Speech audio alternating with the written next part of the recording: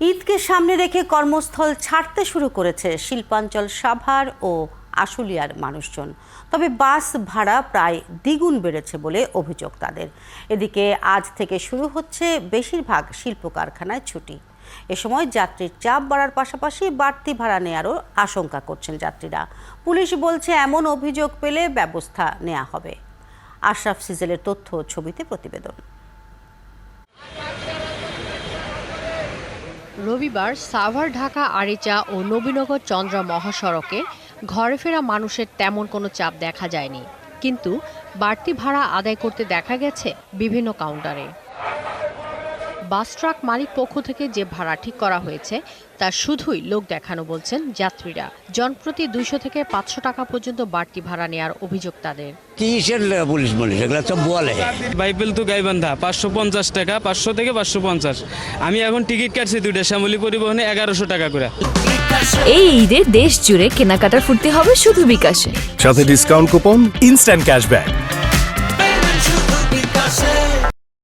লিখে দিছে 558 বগুড়া, সিরাজগঞ্জ 372। এটা থাকবে না ভাই, এটা ওইভাবেই থাকবে, কিন্তু উল্টাটা চিত্রটা উল্টা যাবে। এদিকে বেশিরভাগ পোশাক কারখানার শ্রমিক সোমবার থেকে ছুটিতে যাচ্ছেন। যাত্রী চাপ বাড়ার সুযোগে ভাড়া আরও বাড়তে পারে বলে আশঙ্কা তাদের। আপনার চাপ কম, কিন্তু সেই হিসাবে আপনার এই টাকাটা কিন্তু বেশি। 650 ছিল, 850 নিচ্ছে, 200 বেশি নিচ্ছে, তো তারপরেও গাড়ি পাওয়া গেছে আর কি।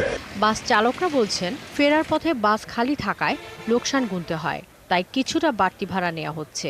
তো খালি আসতে হচ্ছে, ওই সাইডে একজনও যাত্রী পাওয়া যায় না, ওই পাশে খালি আসার কারণে ভাড়া একটু বেশি নিচ্ছে। অথচ পরিবহনের কাউন্টার ইনচার্জের দাবি, কাউন্টারে অতিরিক্ত দাম রাখার কোনো সুযোগ নেই। না ঠিক না, আপনার টোটালি আপনার যেটা লিগাল সরকারি রেট ওইটাই নেওয়া হচ্ছে। মাগুরার ভাড়া 750, যাত্রী কয় 400। সাভার হাইওয়ে থানার এসআই জানালেন, বাড়তি ভাড়া আদায়ের ব্যাপারে এখনো পর্যন্ত কোনো অভিযোগ পাননি।